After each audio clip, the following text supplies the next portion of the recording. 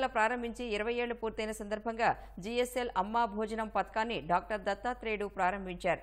రోగులతో పాటు వారి వెంట వచ్చే వారికి కేవలం 10 రూపాయలకే భోజనం అందించడం పట్ల ఆయన హర్షం వ్యక్తం చేశారు.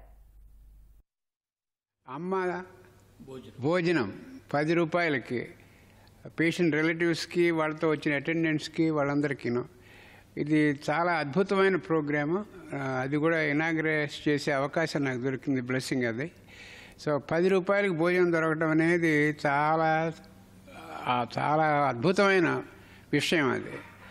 అది జనరల్గా చెప్పాలంటే ఏ ప్రజలకైనా సరే అన్నింటికన్నా ఉత్తమమైన దానం అన్నదానం.